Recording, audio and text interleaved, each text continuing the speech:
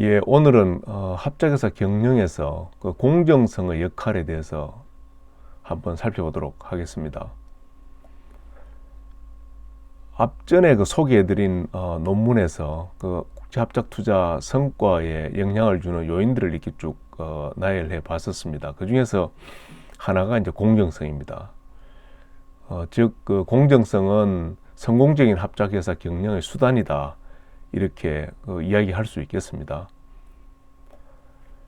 중앙대 경영학부 최창범 교수님 께서 이제 그 공정성과 합작회사 경영에 관해서 연구를 많이 하셨습니다. 그 논문을 많이 발표를 하셨죠. 그분 논문 내용을 한번 쭉 보면은 그동안 합작 투자 그 관련 연구가 대부분 초기 구축 과정에서의 어떤 변수들과 그리고 합작회사 성과 간의 관계에 이제 집중한다는 이야기죠. 따라서 합작회사를 바람직하게 지속적으로 유지하고 관리하는 과정에 대한 그 문제에 대해서는 연구가 별로 없었습니다. 그러다가 이제 이 공정성이 합작회사 그 오퍼레이션 단계에서는 매우 중요한 이 합작회사 성공을 가져다 주는 그 변수임을 논문을 통해서 제시를 하셨죠. 근데 그동안에 보면은 이 오너십, 그 지분이라든지 합작 계약서라든지 그다음에 경영 통제 이러한 그 수단들이 합작회사 성과에 영향을 준다 하는 그 연구가 주종을 이루었습니다. 근데 이런 것들이 대체로 보면은 합작회사 오퍼레이션 들어가기 전에 이미 이 결정이 되는 것이죠. 근데 막상 이제 오퍼레이션 들어가서는 그러면은 이것만 주어지면은 합작회사 성과로 자연히 이어지느냐, 그건 아닌 거죠. 그 중에 이제 중요한 하나의 요소가 이제 공정성을 어떻게 확보할 거냐입니다. 그래서 이제 공정성이 뭐냐에 대해서 이제 발표된 논문을 통해서 오늘 간단하게 살펴보고자 합니다. 우선 그 공정성의 내용에 대해서 한번 살펴보도록 하겠습니다. 이 공정성이라는 것은 이 세 가지 그 하위 개념으로 이렇게 분류가 되고 있습니다.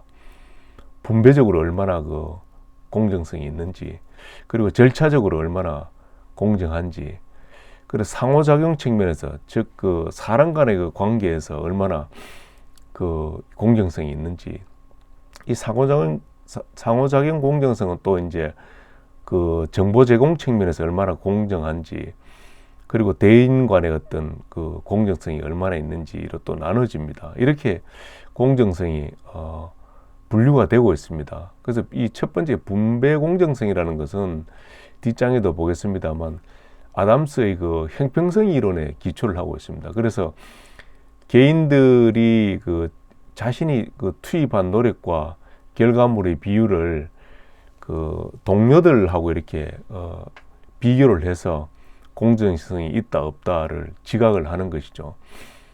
그 다음에 이제 절차 공정성은 이 티봇 앤 월커라는 이 법학자입니다. 이분들이 1995년도에 이제 발표한 이 이제 논문을 통해서 이제 소개된 건데, 이 법학자가 이제 분쟁 해결 과정에서 자기 이제 당사자들이 얼마나 그 과정을 통제할 수 있느냐에 따라서 이제 절차적 공정성을 인식을 하고, 이 절차적 공정성을 인식한다면은 그 결과가 어떻든지 받아들일 수 있다 하는 그런 내용을 발표를 했습니다. 그게 이제 절차적 공정성이고요. 나머지 하나는 이제 조금 전에 설명한 그런 대인 간의 어떤 공정성입니다. 이렇게 이제 세 가지로 나눠지는데, 우선 두 개를 좀 더 이제 중점적으로 보면은 이 아담스의 이 공정성 이론은 본인이 이제 직무상으로 이제 투입했던 투입량하고, 그 다음에 이제 받는 거라든지 아니면은 아웃풋, 그 아풋을 이 비율을 다른 사람의 그 투입 대비 산출과 이렇게 비교를 하는 겁니다. 그렇게 해서 이제 공정하냐 아니면 불공정하냐 이런 거를 느끼고 거기에 대한 이제 반응도 보인다는 것이죠. 구체적으로 보면은 그 이 본인의 그 분모가 이제 그 투입이고 분자가 이제 산출 아웃풋입니다. 이 비율과 그 다음에 상대방 그러니까 이 증거인물 그러니까 비교하고자 하는 그 상대방의 비율하고 비교를 해서 같다면은 이제 공정성을 인식을 합니다. 그렇게 되면은 이제 그 공정성을 인식하기 때문에 지속적인 어떤 그 업무에 대한 그 몰입을 할 수가 있는 것입니다. 그런데 문제는 이 비율이 본인의 이 투입 대비 그 산출이 이 상대방 대비 이렇게 낮다고 이렇게 그 판단할 때가 문제인 것입니다. 이럴 때는 이제 불공정 인식을 이제 가지는 것이죠.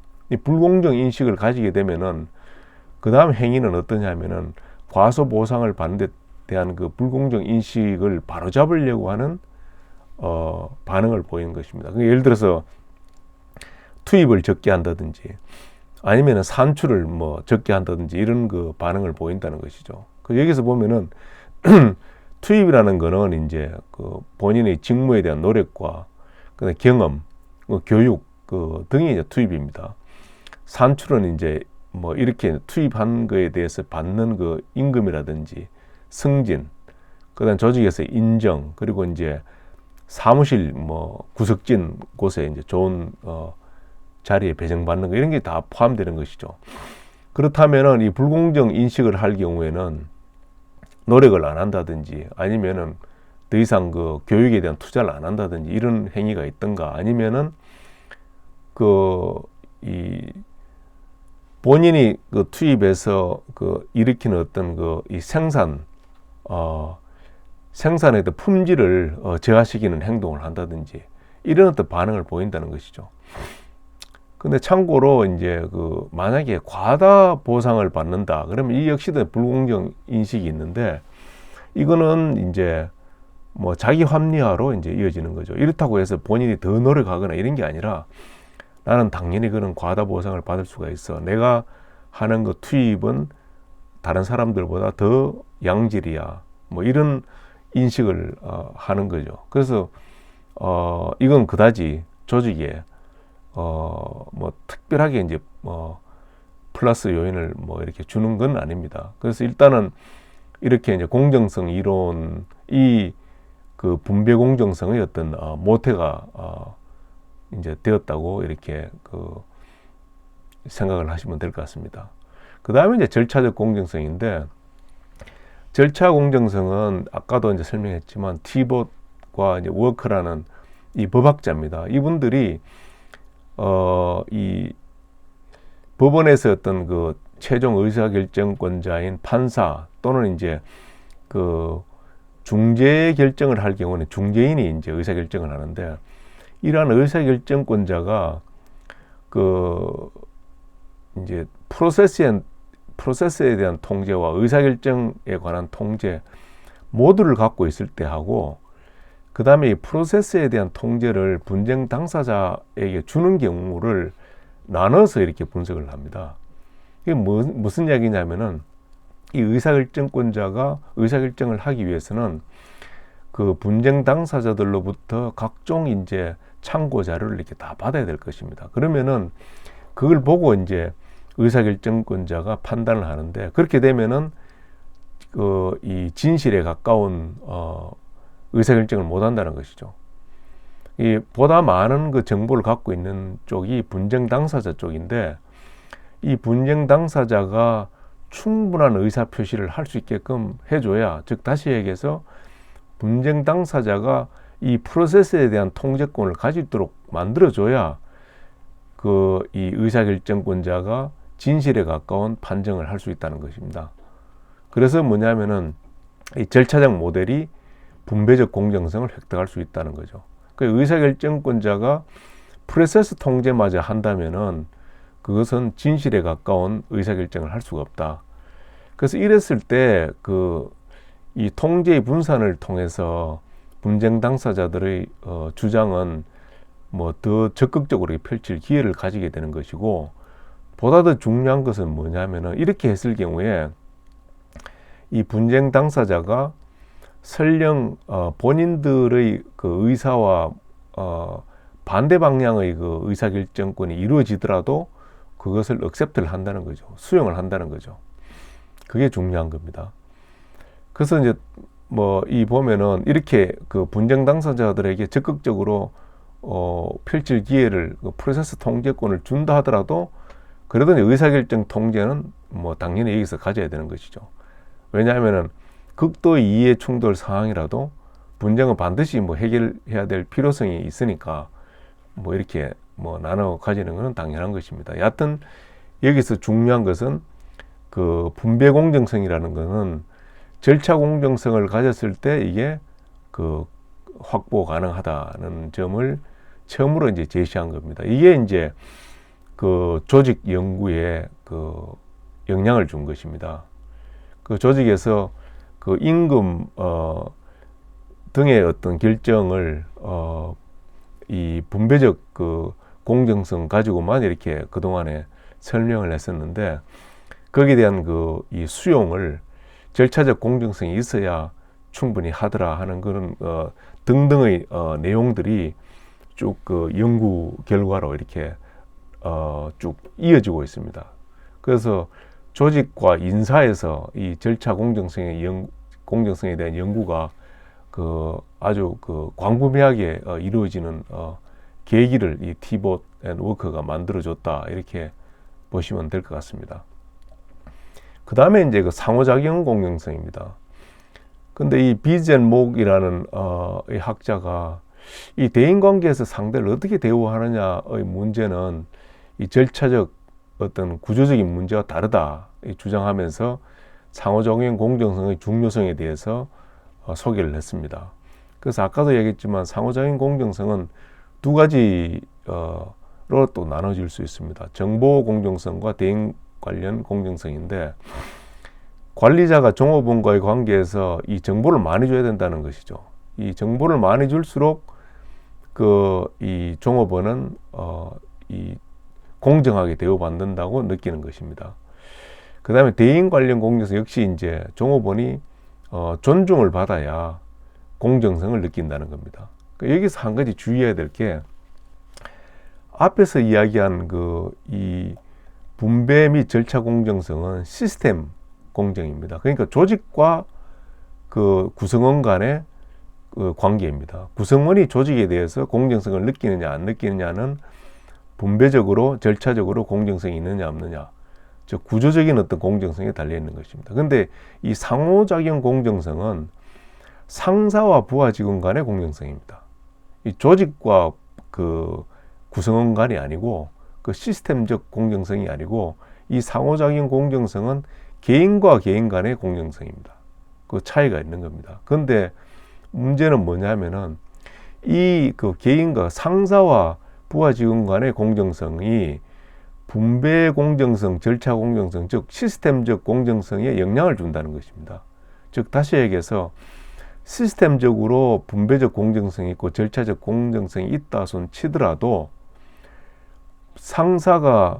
이 상사에 대한 이 부하 직원의 공정성이 의심을 받는다면은 시스템적인, 그러니까 구조적인 공정성인 분배 공정성과 절차 공정성이 아무리 세팅이 잘 돼 있다 하더라도 반감된다는 거죠. 그게 이제 여러 가지 논문에서 나오고 있습니다. 대표적으로 보면은 2011년도 이 논문에 보면은 이 공정성이 사실 지식 공유에 이제 영향을 주는데, 지식 공유에 영향을 주더라도 상호작용 공정성이 얼마나 이제 이 분배 공정성, 절차 공정성에 의한 지식 공유가 일어나도록 하는 데 있어서 상당히 플러스적 또는 마이너스적 영향을 미친다는 거죠. 그래서 그 차이를 여러분들이 좀 이해를 하시면 좋을 것 같고요. 자, 그걸 이제 합작회사 그러니까 전략적 제휴 쪽으로 이제 이 조직 공정성 이론이 도입이 돼서 이제 분석이 최근에 많이 되고 있는 상황입니다. 근데 두 개 이제 차이점이 있습니다. 그 단일 기업일 경우에는 조직 공정성이라는 게 기본적으로 구성원의 이 동기부여와 관련이 되어 있습니다. 즉, 그 행위나 태도에 그 영향을 주고 있습니다. 반면에 이 제휴일 경우에는 이 조직이 공정성을 가지면은 파트너 간 신뢰로 이어져서 기본적으로 그 성과에 영향을 주는 것입니다. 이게 더 어떻게 보면은 절실히 요구되는 그 속성이라고 볼 수가 있겠습니다. 구체적으로 보자면은 이 조직 공정성을 이 전략적 제휴 차원에서 이 공정성 분석을 실정 분석을 한 대표적인 인물이 바로 이 플로리다 대학의 루 교수입니다. 이분이 왕성한 저술을 했는데요, 이 분야에 2008년도 이제 스트래티직 매니지먼트 저널이라는 전략 경영에서는 아주 대표적인 탑 저널입니다. 이게 이제 발표한 논문에 의하면은 절차 공정성의 이 성과에 대한 영향에 대해서 잘 소개를 하고 있습니다. 여기서 이제 절차 공정성이라는 건 뭐냐 하는 것을 이제 루 교수가 지적을 했는데요. 첫째는 이 파트너들이 의사결정에 참여하도록 해야 된다는 것입니다. 두 번째는 이 의사결정이 있다면은 거기에 대한 구체적인 설명이 주어져야 된다는 것이죠.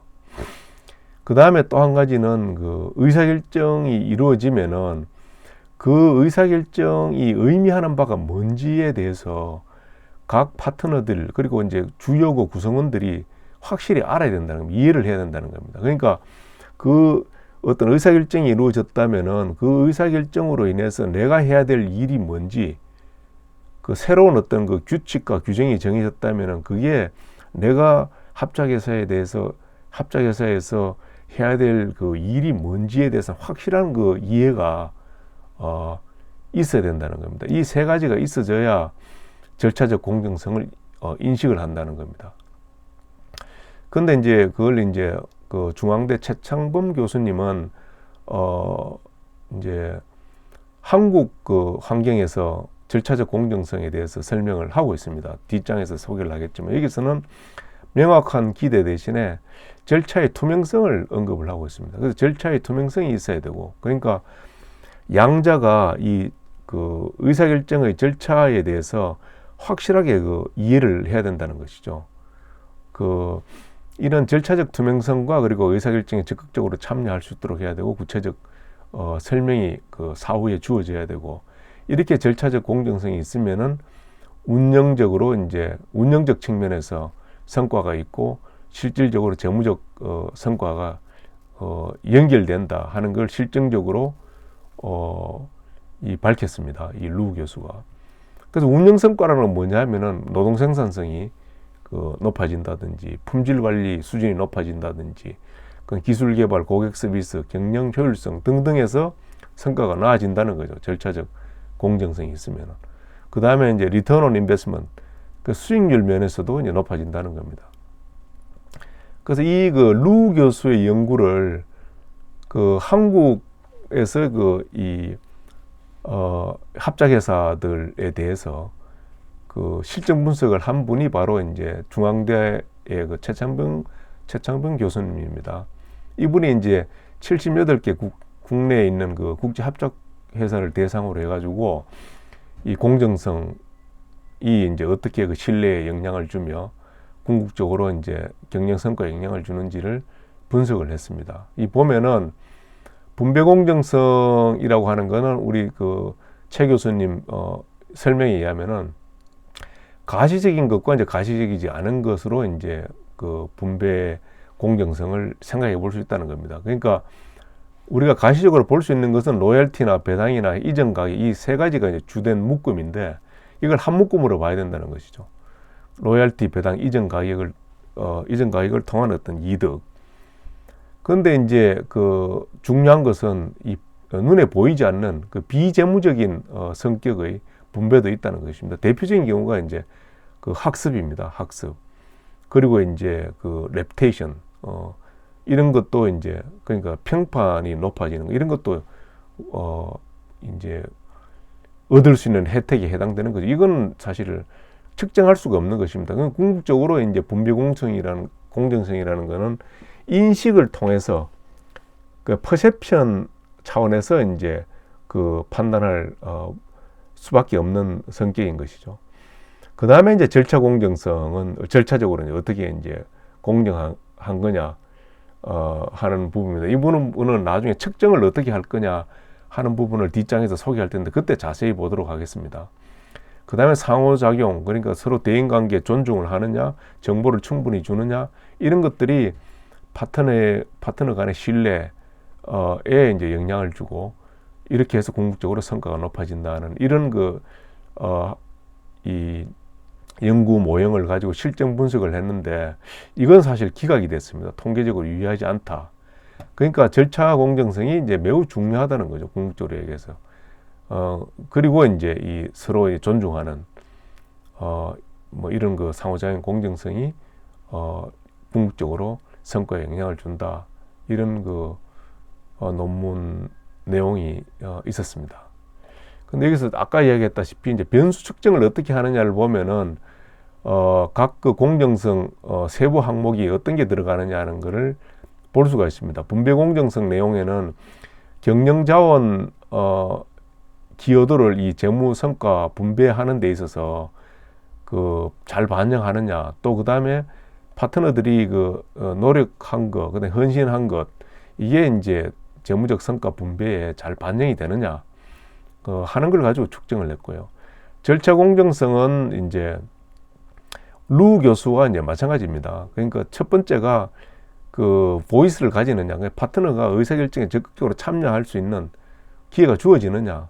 두 번째가 의사결정 결과에 대해서 상세하게 설명해 주느냐. 그 다음에 일관적으로 이 의사결정 절차 규칙에 따르느냐.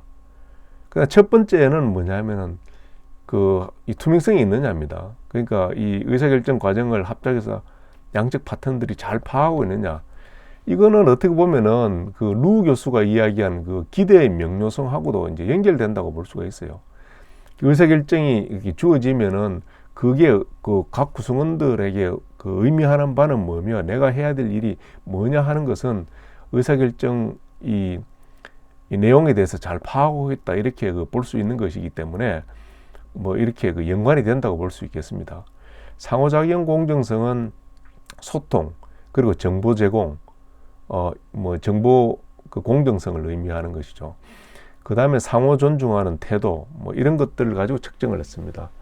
왜 변수 측정을 이렇게 자세히 설명을 드렸냐 하면은, 기본적으로 제휴라는 것은 negotiated relationship이라고 그랬습니다. 즉, 끊임없이 이 협상하는 관계라고 했습니다. 그러니까 이거는 처음에 설립할 때 협상을 하고 끝나는 게 아니라 양 파트너 간 경영을 하면서도 끊임없이 협상할 일이 생기는 것입니다. 이럴 때 공정성을 생각을 해야 되는 것이고, 공정성을 막연하게 이렇게 제시를 하면은 상대방을 설득하기가 어렵습니다. 근데 이렇게 구성 항목들을 구체적으로 이렇게 알고 있으면은 필요에 따라서 이런 구체적인 항목을 여러분들이 동원해서 상대방을 설득하는데 효과 있게 사용할 수 있을 것입니다. 그런 차원에서 상당히 의미가 있다, 이렇게 이야기할 수 있겠습니다. 그래서 결론으로 정리를 하자면은, 합작회사를 바람직하게 오퍼레이션 차원에서 정말 필요한 게 공정성이다. 공정성은 분배 공정성, 절차 공정성, 상호작용 공정성이 있다. 분배 공정성과 절차 공정성은 구조적 시스템 공정성이라고 볼 수가 있고, 상호작용 공정성은 정보 공정성과 대인 관련 공정성으로 또다시 구분될 수가 있다. 단일 기업에서 공정성은 구성원의 태도, 행위에 영향을 미치고, 합작회사에서의 공정성은 신뢰와 성과에 영향을 미친다. 그 다음 합작에서의 절차 공정성은 의사결정에 참여하고, 그 다음 이 의사결정 내용을 설명을 해주고, 그 다음 의사결정 내용에 대한 구성원의 정확한 이해, 그리고 이 의사결정 절차의 투명성 등으로 구성된다. 이렇게 정리할 수 있겠습니다. 감사합니다.